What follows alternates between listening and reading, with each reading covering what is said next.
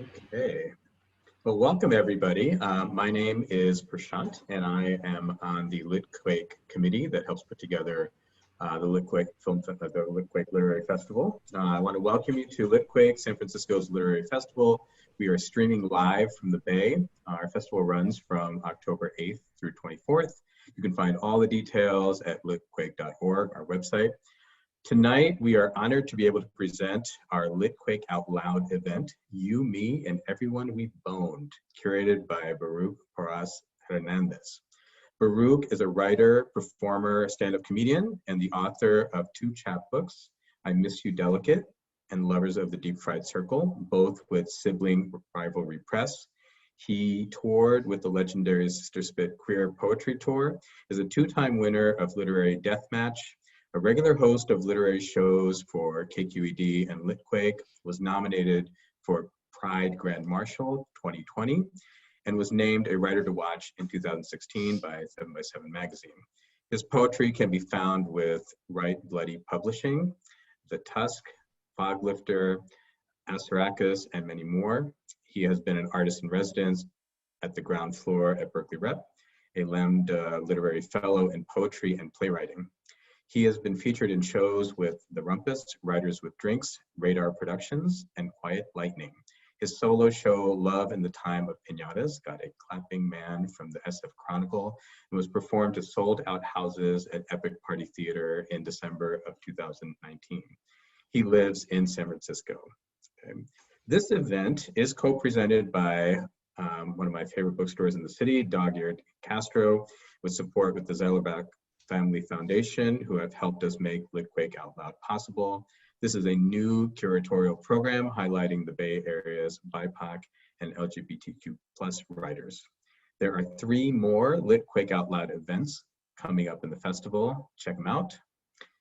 And as far as just an order of business, audience members, if you have any questions during the readings, you are encouraged to put them in the question and answer box, which you can find at the bottom of the icon for which you can find at the bottom of your screen. You can tell us how you feel, what you think, if you have any questions for the writers. At the end of the night or at the end of the event, a survey will pop up on your screens. Please help us by filling out that survey. Surveys are super important to making sure that Litquake is accessible to everyone. So without those surveys, it's just a lot harder to make sure that everyone has a chance to participate. This is essential information, and donors are looking for it when we apply for grants, which is the bulk of how we raise our funding, okay? So you can further support all the posts today by visiting your favorite independent online bookstore or find our Litquake bookshelf at bookshop.org. We also ask for your support of the Litquake organization to allow us to bring you these events largely for free. The Bay Area has already become a precarious place for artists and arts nonprofits, and now things are even more difficult in the time of Corona, as you can imagine. If you believe in keeping literary a key component of the Bay Area's cultural landscape, please consider dropping us a few dollars. Every bit helps. We accept donations on Venmo at Litquake, on PayPal at info@Litquake, or directly on our site at litquake.org. Now let's get on with the show. Please welcome Baruch Porras-Hernandez. Thank you so much, Prashant. And thank you to Litquake. Welcome everybody. I hope you can hear me. I hope my internet's working. I hope my mic is working. My little work laptop that I stole from work, just kidding, they'll let me borrow it, is also working. You are here to see this literary poetry, fiction, whatever the artists are gonna read, show titled You, Me, and Everyone We've Boned. When Litquake approached me about this, I was like, what is something I'm really like thinking about right now and excited about right now? Well, I mean, one of them is, you know, for everything to change and for things to get dismantled and for certain things to get defunded. I'm talking about the police, and for all of us to stop fearing for our lives. But then I was like, well, that's a topic that everybody's tackling right now. What is something else we're all thinking about? And one thing that was on my horny mind was sex and love. How does sex and love survive a certain pandemic when some of us might have, ended up a little single before all this? So I decided to title it, you, me, and everyone we've boned. But before I even came up with a title and a theme, I thought about who were the writers and artists that I was very excited about right now. And that's when I reached out to these amazing people that you're gonna hear from tonight. So I'm just gonna get us started. I'm gonna do one poem and then we're gonna bring on the rest of the poets. And then I'll probably do another one later in the evening. Thank you so much for being here. I hope you're all washing your hands, wearing your masks, and staying safe. All right, coming up to the stage is Baruch Porras-Hernandez, and that's me. Hi, everybody. My first poem is titled, A Room of One's Own During a Terrifying Pandemic by Baruch Porras-Hernandez. Here we go. Oh, hi. I didn't see you there. Hello, let me tell you about my next workshop titled, Fleeing for Our Lives to Canada. Unfortunately, it's over Zoom, but hopefully we can get some nice Canadians to watch. If any sexy, tall, polite Canadian men are watching tonight, I am single, bilingual, and ready to flee for my life. And marriage, of course. I'm not even joking. To all the other sad out people out there, I mean single people out there who, like me, were not able to trap someone before the pandemic, my tears are your tears. Your tears are my tears. May our tears unite and flow into a river that takes us all out of our misery. Sounds dramatic, but this is the longest I've ever gone without sex and romance since I was like in high school. 8 months. I know that's not a long time for you straight people. Straight people have sex like once a year, right? And you're good. But for a gay guy, 8 months is a really long time. That's like 49 years in gay years. Horrible. It's been so long that today, when the wind got very rough with me on my walk, or as I like to call it, my quarantinade, I just took it like a good boy and said, yes, daddy, blow all over my dirty face. I deserve it. It's been so long that my IKEA lamp started to look really sexy the other day. It's been so long that this morning when I ate a donut, I spanked myself just a little to keep things interesting, but hard enough to remember the good old days. You know, when you could get fucked up the ass while eating a donut. It's been so long that the other day when I had to go to the dentist, it just felt so good to have a stranger put their fingers in my mouth again. People keep trying to date me and flirt with me during this terrifying corona pandemic, and I'm like, why? No, really, why? Can't you just send me pictures of your penis like a normal person? I'm a little distracted, boys, trying to survive. And sometimes I get sad because even if I survive this terrifying corona pandemic, I'm probably going to die anyway. From all the dicks I'm gonna try to cram into my mouth when all of this is over.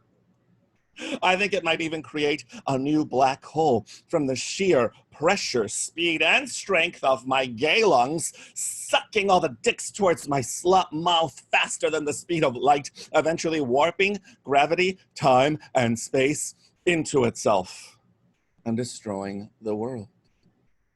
My friends who live in Europe are like, dude, is everything okay? How's it going over there? Everybody wants to know what it's like to live in the US during this terrifying time. And I'm just honest with them. I tell them, you know what? It's like being forced to watch a video titled, Two Nazis, One Cup. But the cup is our country, and the vomit is this presidency. My therapist the other day said, I think you might be addicted to self-sabotage. I said, I think you're right. We should definitely have sex. That was a joke. I would never hit on a therapist. That's really inappropriate. Also, I don't have a therapist. The end. That was my first poem tonight in You, Me, and Everyone You've Boned. If you were just tuning in, I hope you're tuning in.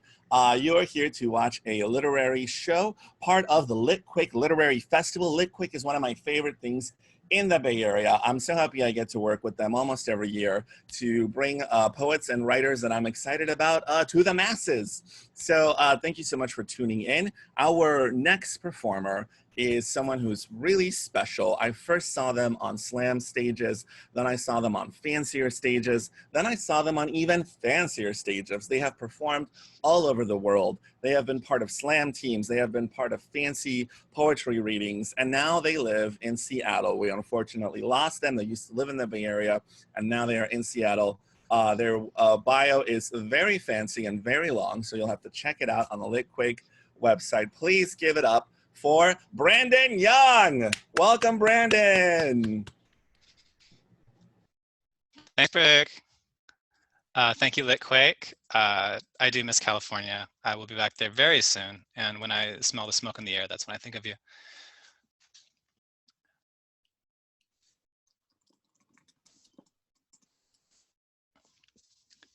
Zoom, zoom, zoom, zoom. I want you in my room. We can be together in quarantine forever. A friend of mine once told me that when he was 30, he was much more at peace with himself. His relationships with other people were more stable. He was really able to focus on the things he loved. But then in his mid-30s, you know, the things that happen to everyone happened. His metabolism changed. He lost some hair. He started to experience pain doing everyday things. And he went to his dad and he said, "Dad, why didn't you tell me all these things would happen when I turned 30? And his dad looked at him and he said, "I thought it would be funny." And I turned 30 last month. And 30 is a special year for gay men because your sex life is supposed to be dead. Well, happy Halloween, everybody. This is called Three Religions if you're still looking. When their first grandchild is born, a new grandparent receives two things. One, a sacred mark inscribed as a subtle pattern of folds on their inner wrist. This is the senior signia, the mark by which they authenticate their senior discount that all businesses must offer them tribute. The second is a large book, paperback. It looks like a Living Word Daily Devotion Bible, but it is not a Living Word Daily Devotion Bible. Inside are the teachings of the grand faith passed down from grandparent to grandparent in churches, retirement homes, hospitals, buffet restaurants. The grand faith is not a religion, but it's an expansion of religion. It's additional knowledge that can only be understood by a grandparent. Now, there are three basic ideas. One, the relationship between parent and child is antagonistic. Children resent authority and parents resent dependence. This is natural. It's as important a relationship as water and lava making land. So a grandparent must oppose their child by constantly questioning their decisions. This is how they protect against parental tyranny. Rule 2, if my child is my enemy, then the enemy of my enemy is my friend. A grandparent's duty is to help their grandchild by giving them caramel candies, by sending them checks, and letting them watch TV. This is how they make life under authority bearable. 3, the grand faith is taught only to those who are ready. When the parent becomes a grandparent themselves, then the secrets of the grand faith can become theirs. But not every parent is cool enough. Some parents are corrupted by their authority or are very boring. So the grand faith is not for them. They might misuse his teachings. And I don't know what's in the rest of the book. I learned these rules from my grandmother, who said, "I'm not supposed to tell you, but you're such a smart cookie." The rest of the book might be recipes for little caramel candies, or coupons, or secrets of the universe, hidden in the largest fake Bibles. The younger generations won't know these secrets until they have grandchildren themselves. Newborn babies cry. This is because life is sad, or rather life is grief. Founded in Germany, Depressionism believes that your sadness is a spirit, and tears come from a well inside you. So you feed your soul by drawing water from that well.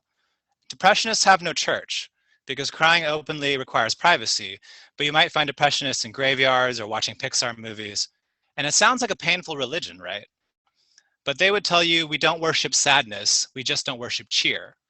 By making no space for loss, too much optimism leads to greed, because it sees the future as so much stuff to gain instead of an exchange with the past. So depressionists don't hold back their tears any more than you hold back sweat. By constantly grieving, they honor everything they let go of to make space for more.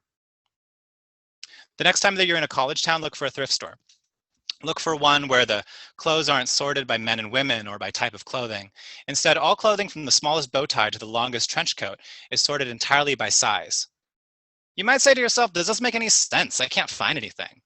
Congrats, you found a thrift store run by the Gender Conceal Party. The party believes, like many do, that gender is a construct. However, they also believe that gender is an ugly construct and that it's better to cover it up.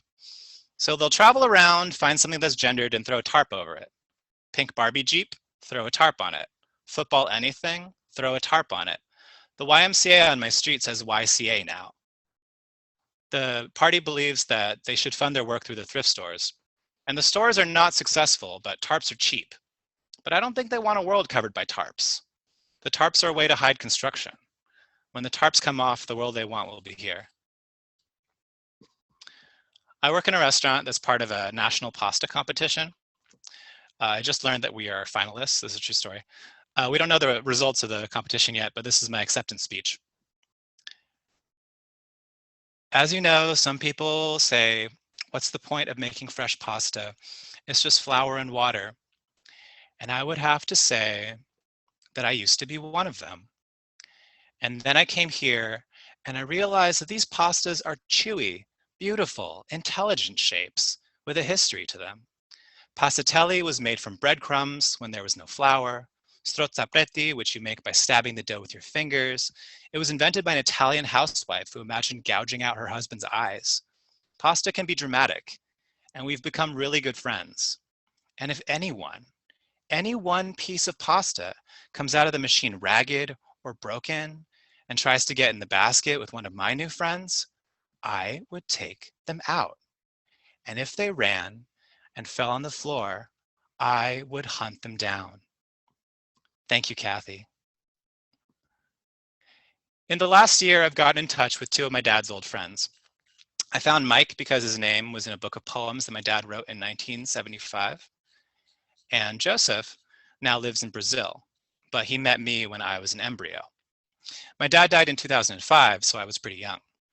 And both of these men, Mike and Joseph, they just go on about how great my dad was and how much he loved his family and how much they respected him as an academic.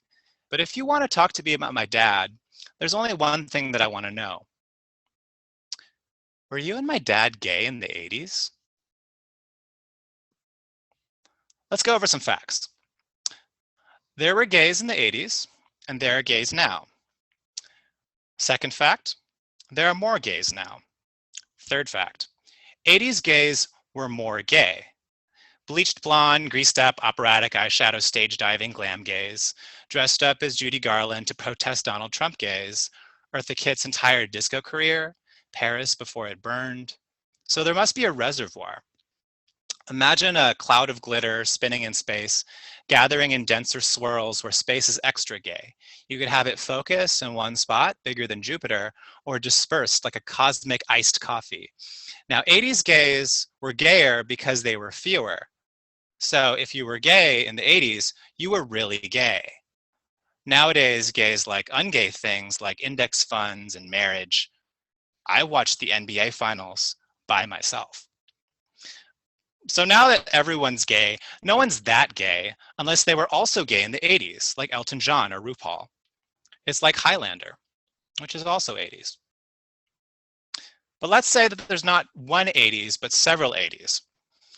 They all have an obsession with national greatness, epidemic disease, electronic spacey music that doesn't really mean anything. So clearly now it's an 80s moment, which puts the cycle of 80s at once every 40 years.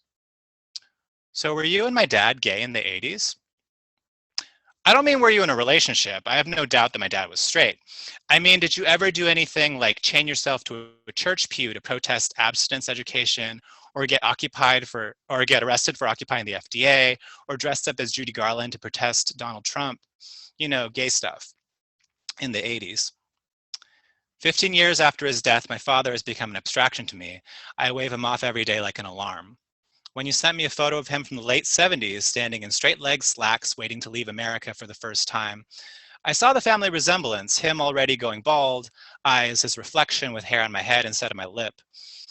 In 2020, it's been 15 years since I was 15. So there's half of my life with him in it and half without, and I am half him forever. And if it's been 15 years since him, and I am still little him, is it possible that he was little me? That he was me when he was 30? Unfortunately, the record is missing. I found your name written in a book of poems he wrote when he was 20.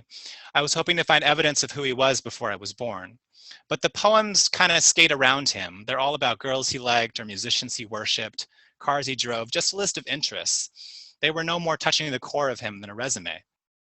The poems I wrote when I was 20 were the same. They were all interesting factoids or observational humor. There was nothing personal, because personal was something I could talk about later.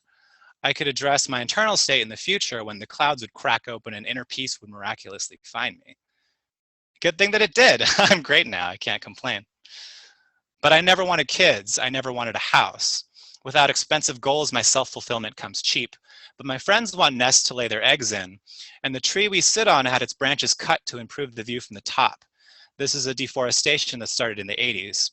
And now it makes for one hell of a climb, and it can't be good for the tree. And I'm not looking to become my father, but I want to know what he was like in his 30s, because our moment now is a remake of then.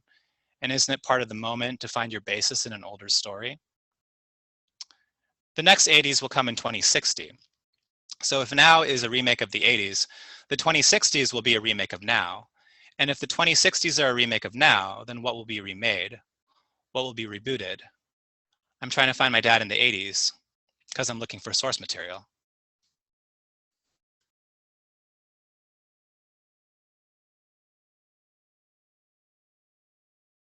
If you've just tuned in, you are watching Litquake's You, Me, and Everyone We've Boned, hosted and curated by me, Baruch Porras-Hernandez, the next writer-performer I met like 100 years ago in the slam scene.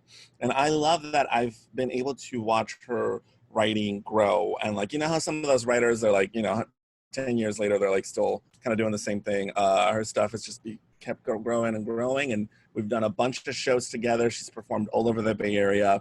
Please give it up for Lauren Wheeler. Yeah. Welcome, Lauren. Hello, thank you. Thank you to Litquake. It's been a little while. The last time I think I read it, Litquake, it was lit crawl, and we could actually crawl. Now Zoom is the only way people get to see me wearing lipstick. So, yeah, it's been a really weird several months. I've stopped counting because it's not fun. And I guess what I kept thinking about was times when I was most definitely in a drought. So I'm going to read some pieces about that. And some of them are kind of funny and some of them might not be so funny. This is called Nothing Personal. Desperately seeking absolutely nothing. Race and religion unimportant. Gender inconsequential. Species doesn't matter that much. I'm not interested in your interests, what books you've read, whether or not you like animals or cuddling or bondage. Moonlit strolls on the beach and cozy nights by the fire don't do it for me. While I do like a good bottle of wine, I want it in a brown paper bag. The only romantic comedies I want to watch are snuff films, and you're the star. I'm not looking to be saved, just a safe word, and a razor blade or two. And no, I don't want an LTR. I don't even need to know your name. You'd better be gone by the time my alarm goes off. I'm timing you. I was born in the year of the sloth, Pitbull rising. What's your sign?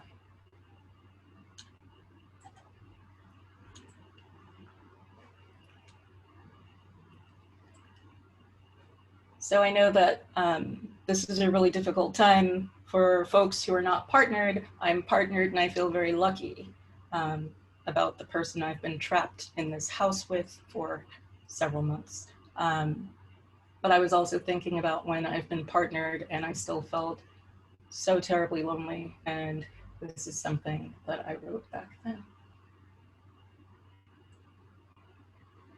The bed. This bed was an upgrade from the last. Frame bought online and stored in an ex's garage for months, the mattress, the cheapest I could afford that wasn't on Craigslist. It was a double, and we took up too much space, especially with the dog always sprawled in between us, yelping and kicking in her sleep, some make-believe squirrel just out of reach. The new bed is sturdy despite the Allen wrench assembly. A platform base with drawers for linens, no squeaking or rattling, though also no convenient place to hang the flogger, a different ex gave me for my birthday years ago. This mattress is similar to one I slept on in an upscale hotel, and it's a queen. There's plenty of space for both or all three of us. This bed feels abandoned, even when we're still in it. In this bed, we only sleep and not very well, tossing and turning, twisting the sheets out of discomfort instead of passion. I grip a pillow between my thighs and dream of you. When I wake, you're on the other side. You're back to me. I remember when my bed was for more than nursing insomnia, alternating between love and sleep for hours, hands slipping up and over and beneath and between a pile of prepositions, bodies, the fulfillment of so many propositions, skin touching skin as promise, hair a damp tangle as we stared at each other, inches apart. There are compromises we all make for love. I'm no walk in the park, and I know that. I'm moody, I'm messy, and I drink too much, work too much, complain too much. I am a professional complainer. I should have business cards made. I found my first white pubic hair 3 days after I turned 35. My pussy has officially raised the white flag. I do not recall the last time we had sex, and it did not feel like a chore neither of us wanted to do. I do not recall the last time we had sex, full stop. I do not recall the last time I slept next to you and felt more like anything but a security blanket with a heartbeat. The new bed did not fix anything. Talking did not fix anything. Yelling did not fix anything. Couples counseling did not fix anything. The flogger, the books on the nightstand, the box of toys did not fix anything. My love. I am learning that sometimes when things are broken, I cannot will them to mend. I cannot wish away fractures. I cannot pretend the fracture is not there, cutting jagged between our sleepless bodies, a chasm we can never cross. A new bed is just a new stage for old drama, a play I did not write, a tragedy in which I did not ask to be cast. Now I close my eyes, force myself into uneasy sleep, or I wander into another production that ends so differently than this one, where there's romance and laughter and maybe eventually a baby crying between its parents instead of a 10-year-old stray. But I wake up blinking, wiping sand from my eyes, trying to hold on to that dream.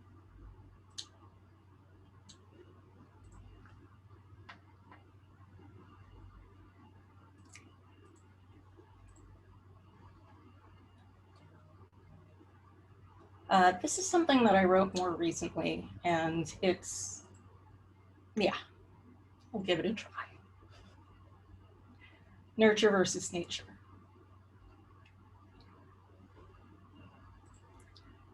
How must it feel to be someone's largest regret?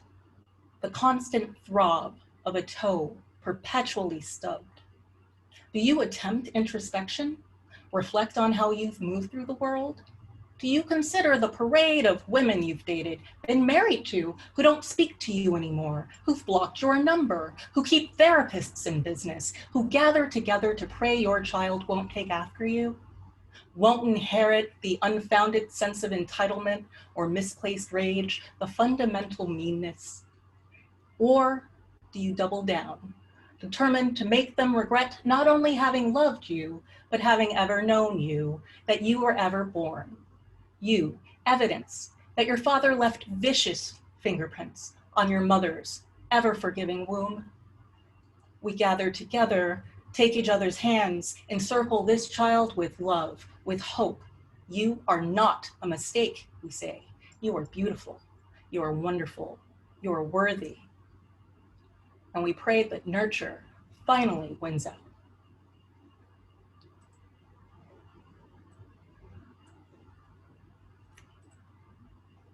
I have one more. It's pretty short.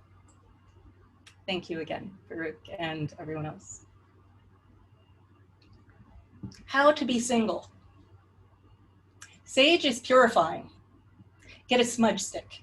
If you can't find one, your sister friend will send it to you from your home coast. Carry it burning into every room. Take up weed again.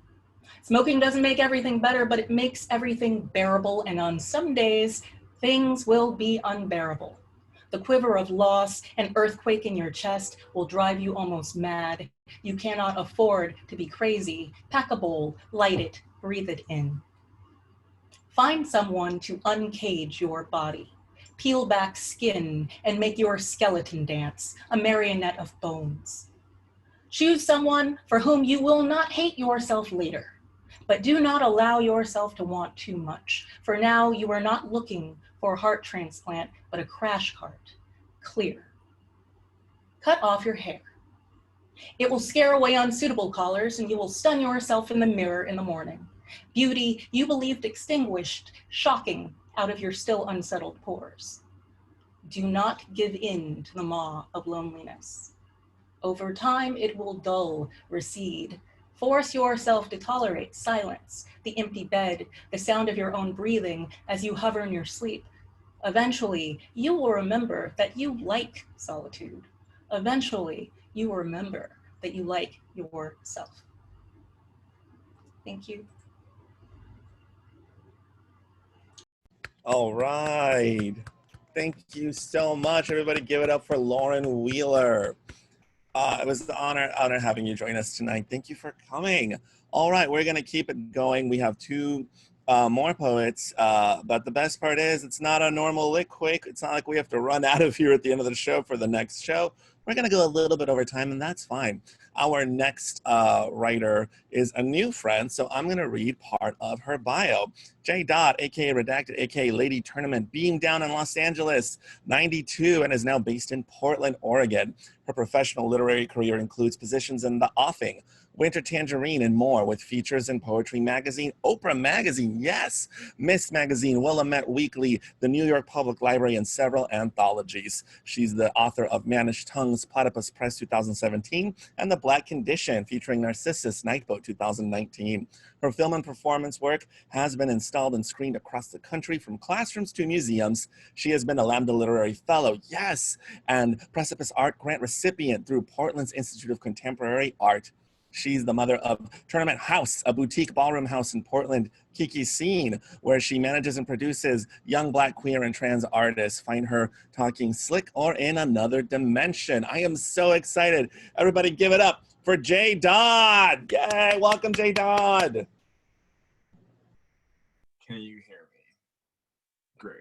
Great. Hi, everybody. I have 5 poems, so I'm gonna just like breathe through them, and I hope that you enjoy. Thank you. So this first one, for the writers and poets out there, is a reverse abecedarian. Abecedarian just means each line of this poem is in alphabetical order, and reverse means I'm starting from Z and going down to A. Zaddy, be ready for me. Your matter-forming atmosphere, xenia exacerbates your every molecule while you suckle my shine, viscous and vital, take it. Understanding neural nutrition, typical process, a digestion, seductive, still sensing desires, respite from irresponsible reproductions, questionable inquisitions, quell, unquietly pause your machinations, Zaddy. Oh, allow me to be oasis to this objectively onerous orbit, navigate your pull, nimble and nonchalant from each nexus, metabolic meditation, imagine you, material, immaculate linger, Zaddy. Knowledge here is in its most kind and chaotic state. Justice for our bodies, justice for the earth, justice for signs of life. Imbue your mouth with my ecosystem. Interpret my skin with the weather. Heat is too simple a phrase. How humble to hail this combustion. Guide your way to glory, Zaddy. Get to the good. Zaddy want to feel fleshes of every fantasy felt in the finite and fingertip, eager and edifying. Enjoy me, Zaddy. Do what your state allows. Decide, daringly devour, not devolve. Can you bear the chemical reaction? Be ready for me, Zaddy. Be holy for me, Zaddy. Be blossom, busy blooming beneath this breeze, Zaddy. Acclimate. My forecast amazes. That was reverse abecedarian for Zaddy. This next one, I wrote all these poems about men that I was seeing and then stopped seeing all of them. And so I'm not using them for any sort of larger work. So I'm really happy to sort of be able to share them in this space. And so I had a really great week. And so these are about 3 different folks I met during that great week. This is well before the pandemic. This poem is called Only Devoted to One Messiah. The first, he was looking for an interior to design. She furnishes pleasant conversation about the family he doesn't visit regularly. She doesn't lamp on further the cancer-stricken ex he casually ruminates, yet still exhales upon hearing that she is still alive. She uncovers it is his house that needs remodeling. His blueprints are more tedious than tiresome. He displays this castle of locked rooms. He treats his sex like a museum of doors, each alleging their own riddle. She prefers portals that open to her knuckles knock, but she has entered scarier rooms without keys before. He is not the first paralyzed by her magic, but he names it by its dimensions, and she considers how else he would attempt to contain her. The second, he climbed down off a vegan Tennessee cross, rose from a cold brew resurrection with carpenter's shoulders and what he emphasizes as an open relationship. She's only devoted to one Messiah, herself, but tarries still for late night revival. She preys on weeping endurance before morning joy. He, a beer-soaked savior of loose wall sockets and unfinished shelves, was looking for rest in his weary land. She decides she can wash his feet. He could attempt a miracle. He is more man than craft, and she doesn't drink wine anymore. The second he is the first he to come back. She laughs at his retrograde. He leaves her unraptured but redeemed for a second time. He is the only to say he needs this laying on of hands. He confesses every thought out of sync and ignorant of sin. The third he shakes a game of fidget and scatter facts. She maps his involuntary gestures to the rhythm of his speech. He quiets his gaze and limbs when caught in hers. She worries, she favors his frequency's fragility over its fervor. He reminds her how many meals his hands have prepared. He has studied sustenance. He foams plates worth more than the fingerling potatoes atop them. He is looking for the labor each of us decides to put in our mouths. She has to marvel at his passion. She says, good thing you're not a loser. He says, you've been fucking losers? Her belly engorges in unfamiliar and satiated laughter. He lists every dish he wants to serve, and she considers telling him her allergies.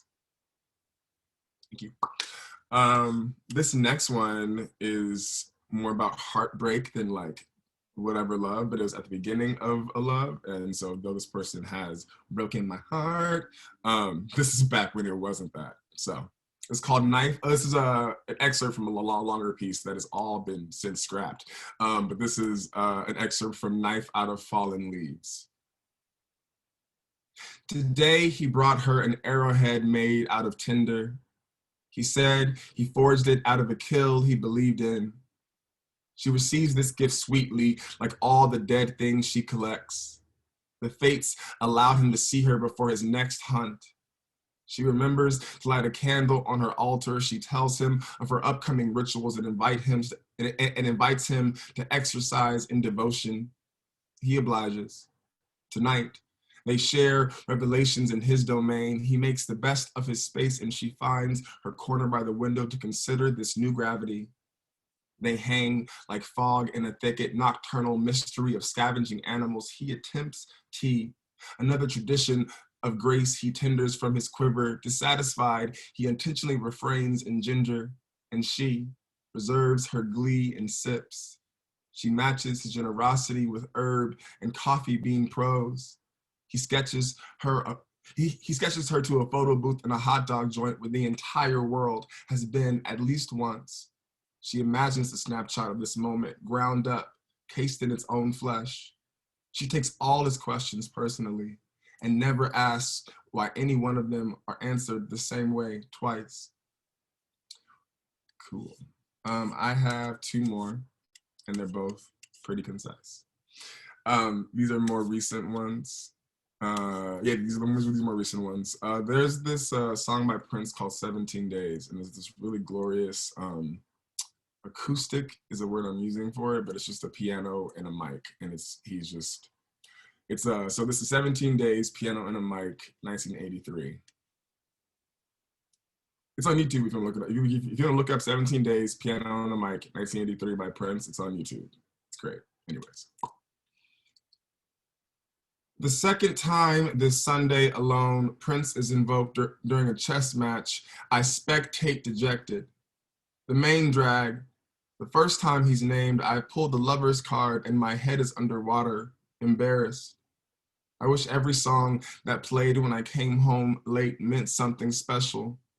Hear me counting the 17s on my bicep, on my thigh, on my décolletage. A wall separates us.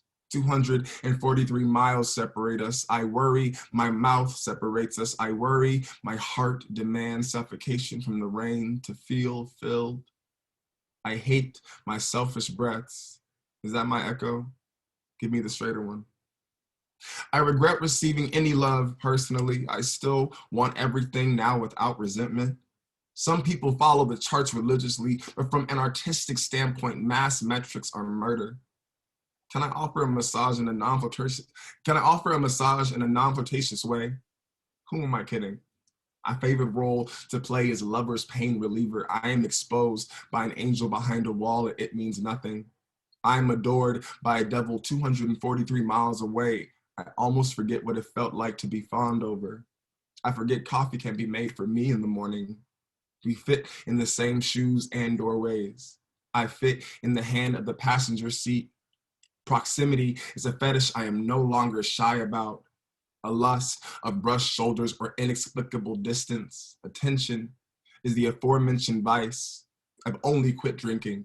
I still need help finding the can opener right in front of me. On the red planet, I'm a fried catfish melting in the mouth of my imaginary lover. Can you turn the lights down? In this recurring dream, I wake in a loft far from here with whomever fills the role of warm body bound to mine. The lover changes with Venus's retrograde. I romance under her detriment. Turn the voice down. Cool. Last one, Libra season has been very, very rude to me. I have two Libra exes who got me fucked up, but I also am in new love intimacy with Libras. Also my sister's a Libra, so I have like familial ties to Libras, but romantically Libras get me fucked up in every way, shape, and form, so stop. Libra is the only sign depicted by an inanimate object. This is my last poem, thank you all again. When my ex-boyfriend wakes me at 7 a.m. with a telephone call from across the country, after fleeing the West Coast, he says he cares, and I call him a liar. I want nothing more to be punished for a legitimate reason. I'm tired of feeling I can only float on the shore of importance. I don't want to hurt anyone, but I need to know I can. Military jets circle above the city before noon. Since moving, I have a slightly new vantage point of the sky. My latitude shift is almost exclusively east. I see fewer drones at once, but more surveillance planes. My ex-boyfriend knows how sacred I hold sleep. He knows I inherited the sensitivity of my mother. He said something about forgetting the time zone, and I told him this is how I know he did not care. I told him to stop doing this shit, and this wasn't the last time a Libra lover this week I tipped over. My ex-girlfriend didn't like the distance I've taken since moving into town, despite her only consistent mix was between wary and apologetic. The sun season has been taking its toll, an imbalance of sad dreams and false start satisfaction. My responses to embarrassment vary, and I add them to the list of new calibrations.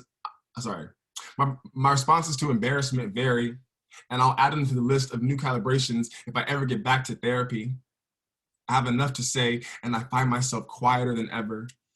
I listen to frustration strum blues through the walls we share, the chords about the gills we grew after being thrown off ships at the bottom of the ocean. I admit to defensive behavior I never imagined this tune. The new occupant of my hearts are also descendants of this season.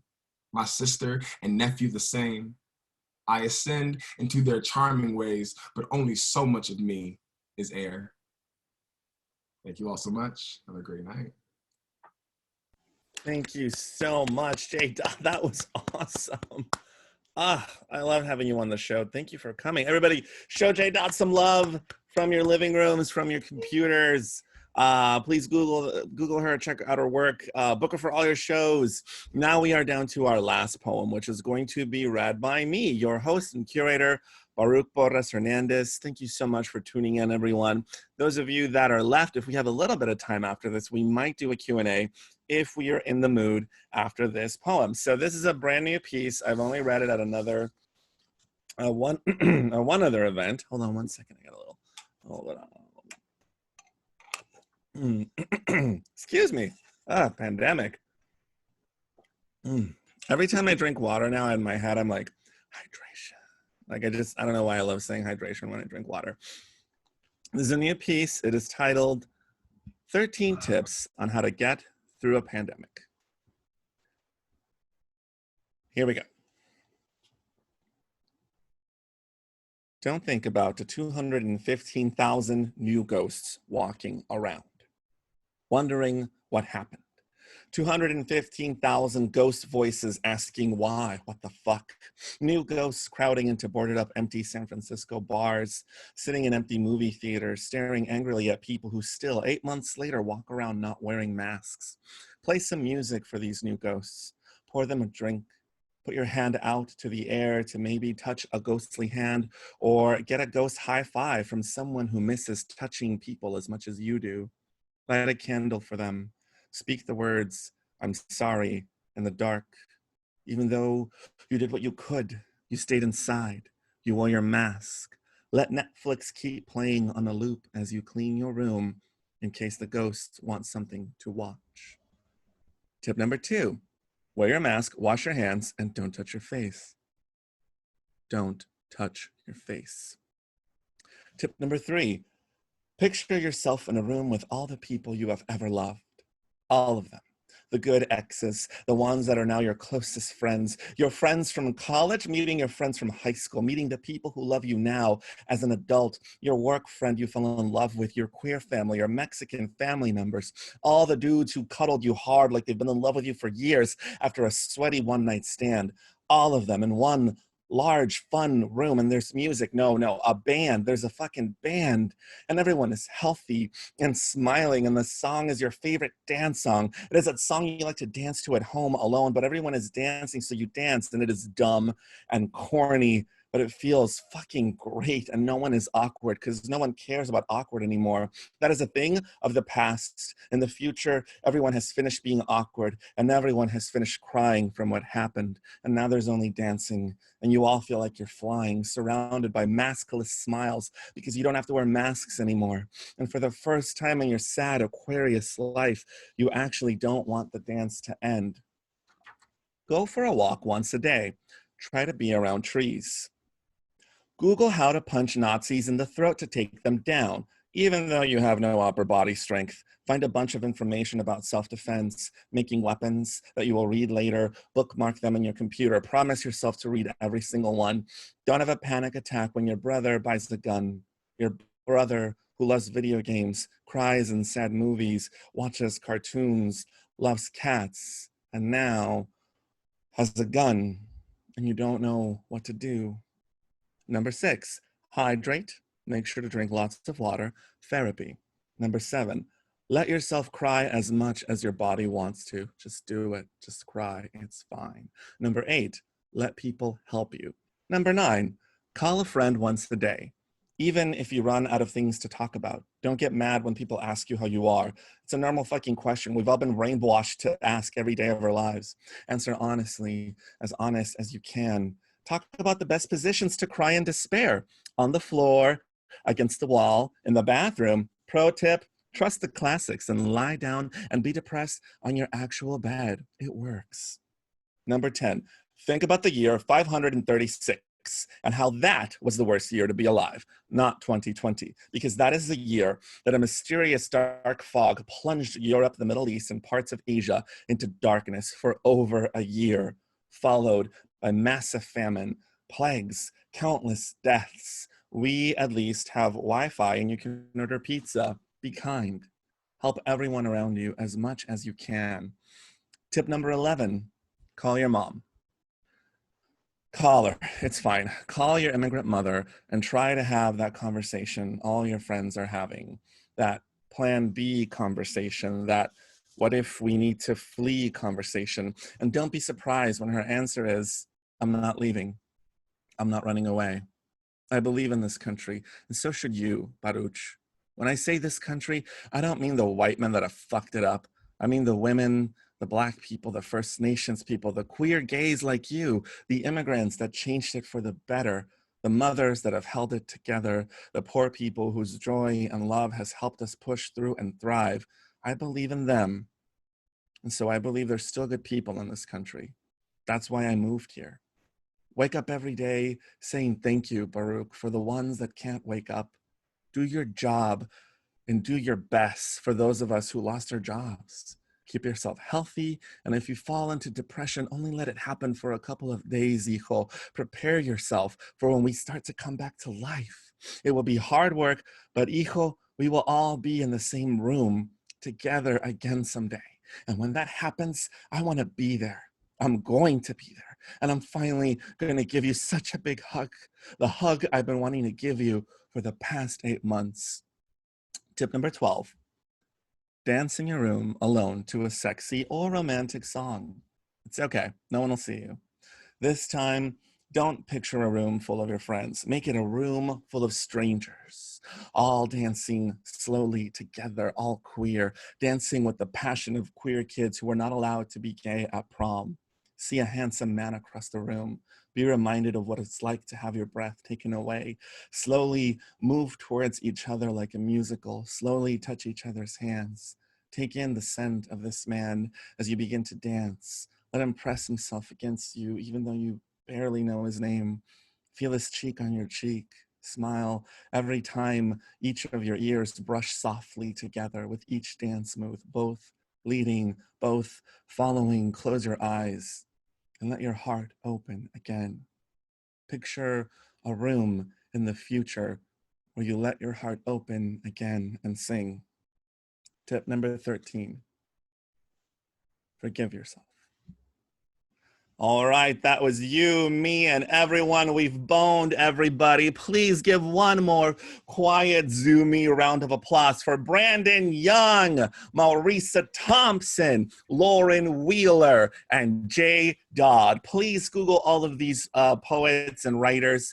Follow their work. Follow us on Twitter. Please, no, seriously, follow me on Twitter. I have like 2 followers. It's at Baruch is on fire. Like the roof is on fire, except it's me, Baruch is on fire. Please put water on me. I don't want to burn. But yes, please follow us on social media, buy all of our books. And if you want to stick around, if we have time for a quick little Q&A, I am down. Authors, are y'all down to stick around for a quick Q&A? Yeah, why not? We'll see. We only have about 15 minutes, so let's do it. Prashant, has anybody asked any questions, or did everybody disappear because I took too long? No, I don't know that they have disappeared because you took too long. It was an amazing session. Thank you so much to everybody for bringing your art to us. So I think that people are still, looks like people may be writing some questions in, but cool. I think that if there's anything that you all want to talk about to maybe plant that seed, that would be helpful.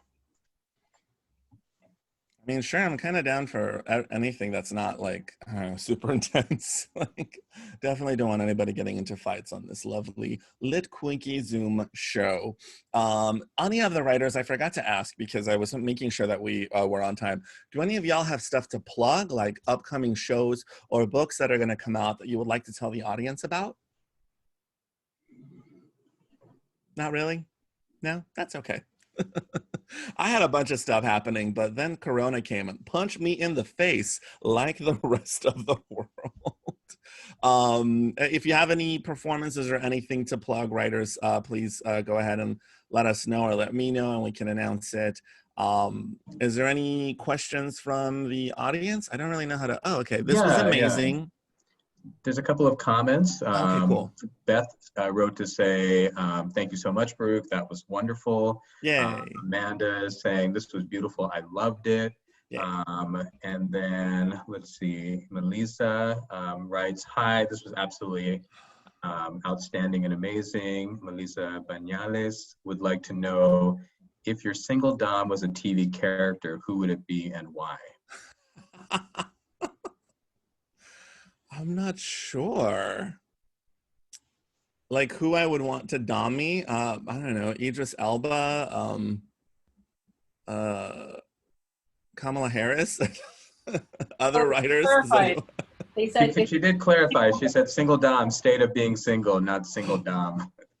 Oh. She means single dumb. So wait, I'm sorry. I'm dumb. What was the question? Like kingdom, like your singledom, like the place in which you are single. Oh, if my singledom was a TV character. Your state of being single.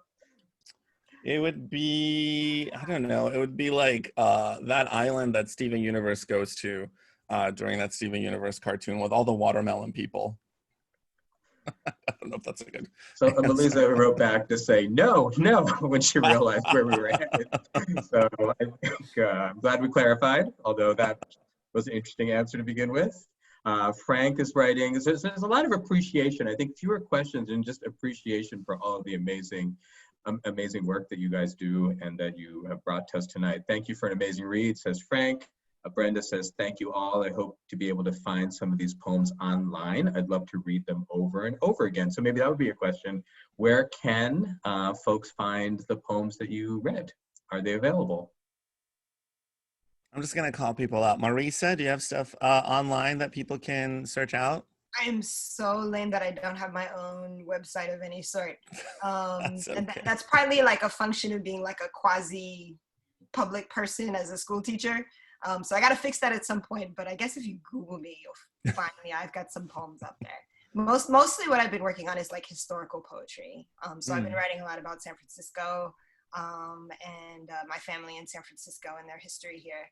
So that's most of what I think is online. Lauren Wheeler, where can people find your work?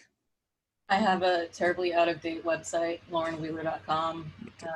Though there may be links from that to publications elsewhere. I'm not sure. I've been very bad at keeping it up. But oh, it's fine. Yeah. What happens often is like I really enjoy writers who are also performers, and often we're very like focused on our writing and our performing and connection with the audience. So a lot of us, when you ask us, like a lot of us don't have that many publications because we love the stage and we all miss it terribly right now. Jayy Dodd, I know you have an awesome website. Where can people find your work?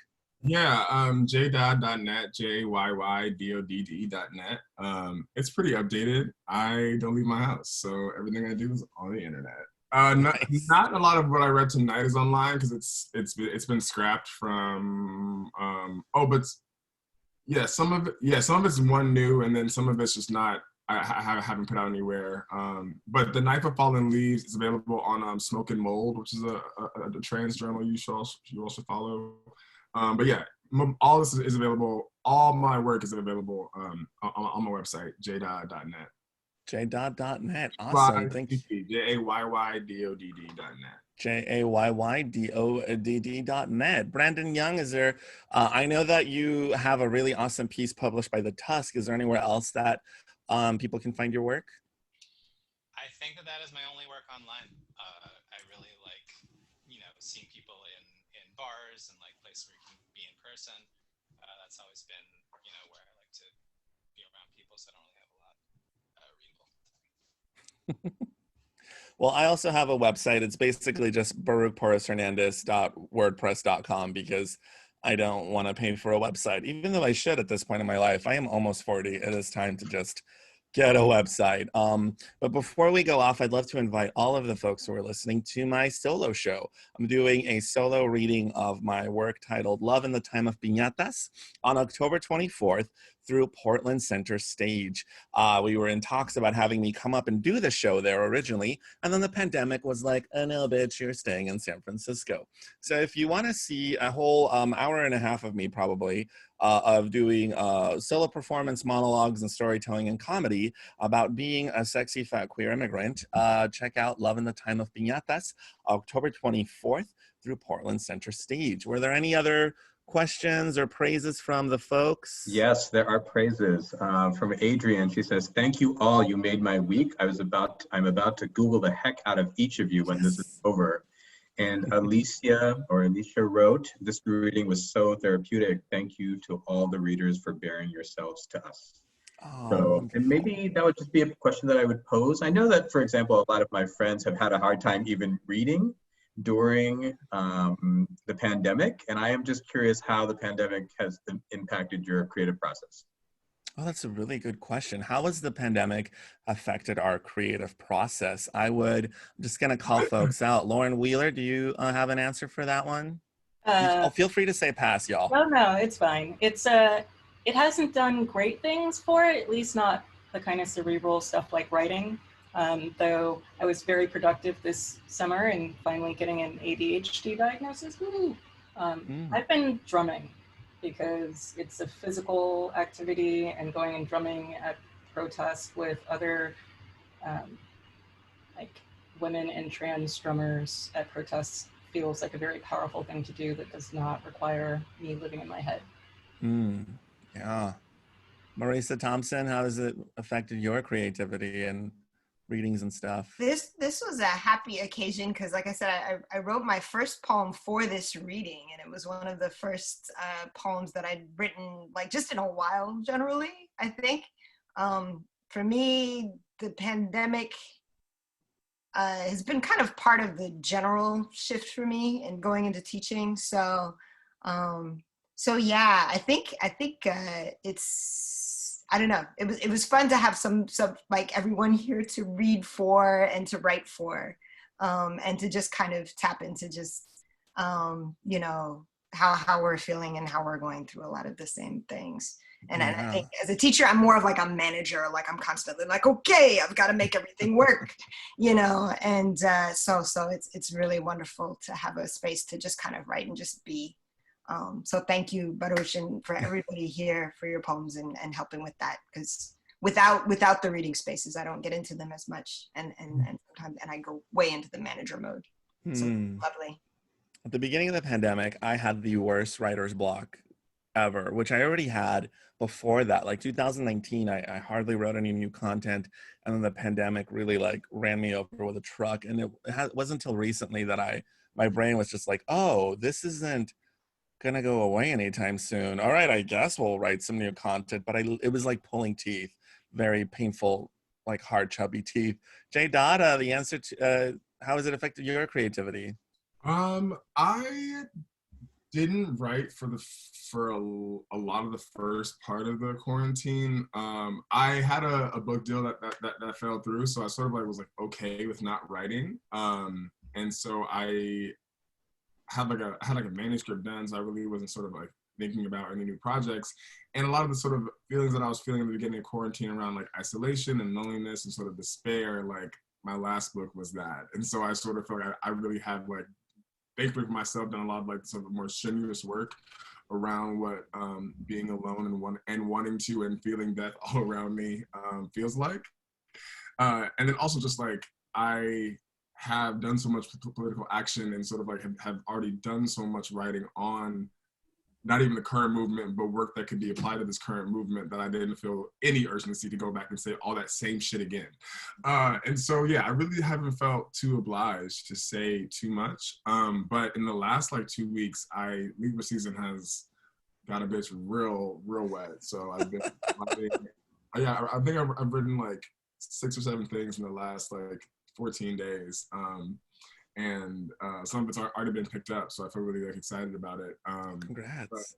But yeah, I went for like 6 months of just like not writing and not really stressed about it to a minor rainfall. So I'm not really concerned. I've been working on a rap album that's coming out in 4 days, and so that's been taking up my time. And writing rap and music is so far from me from writing poetry, because I'm like putting on a full person in this way. And so that's been fun, but it hasn't felt like work at all. So yeah, that's where I'm at. What's the name of your album? Oh, it's called Singular, and Singular. it'll be on Bandcamp on the 17th. All right, it comes out on the 17th. Singular by Jayy Dodd. Everybody be on the lookout. It's not Jayy Dodd. It's by Lady Tournament. That's why I didn't talk about it. Lady Tenement? Tournament. Lady Tournament. All right. Well, people should still get it. Lady Tournament coming out in 4 days. Check it out, everybody. Brandon, any thoughts on creativity during this lovely, terrifying pandemic? I think I kind of had the opposite experience where in the very beginning, I think a lot of people thought it was like, oh, it's like a really temporary thing and I can like bake bread and stuff. And so I was more creative in the very beginning because I was like, oh, it's like a little vacation and I can like spend this time doing stuff. And now it's like the yawning abyss of time stretches out before us forever. So it feels really different. And then suddenly, oh shit, I got a show. Yeah, but it's nice. It's nice to be here.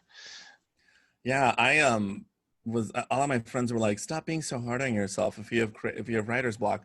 There's a pandemic, Baruch. And I was like, no, I have like deadlines. There's like commissions, like companies are like, hey, where's that thing you were supposed to write? And I was like, pandemic. And they were like, yeah, it was due before the pandemic. That's when I just started crying. Because it was like, you know, it's like, wait, how am I supposed to anywho, yeah. One thing that has helped keep me going is just other artists' work. I mean, part of me is such a sad Aquarius. Also, Jayy Dodd, I also have 2 Libra exes, so I feel you. All my love to you. But seeing other artists and just talking to them has helped me tremendously. Trying to stay connected to my creativity and my mental health. And everyone complains about it. Everyone, even I myself, are like, oh, I have to get ready for the Zoom show. And then I do them and I feel so much better. Yes, afterwards, most of us are exhausted. Every time I do a Zoom show, I feel like I have to sleep for 2 days afterwards. Because also my body, I've heard a lot of comedians complain about this and a lot of fellow performance poets. Not having that energy from the audience, because a lot of us, you know, are creative people. So we feel energy from a room full of bodies and we react to that. We navigate that. We adjust our performances to that. So not having that was really odd at first. And I just kept telling myself like, well, I'm just going to pretend that my acting career wasn't a failure and that I'm on camera and that there's no studio audience. I just have to, you know, be the spark, be this, you know, I was like, find the spark within you, Baruch, and hopefully it'll go out to the ether and touch people, you know, consensually, even though you can't really see them or hear their laughter. I was at a comedy show where the host like demanded that everybody unmute themselves so we could hear laughter. And it was so weird because we kept hearing like people's things and like, oh, Lauren, what's that? I want to see that. Is that a drawing? Sorry, yeah, Pele, my 5-year-old, has a drawing. Hi, Pele. Let's highlight Pele's art. No, this is your art. You drew this for Pele at WonderCon a couple of years ago. Oh my goodness. Hold it up a little. Oh my gosh, is that Rover?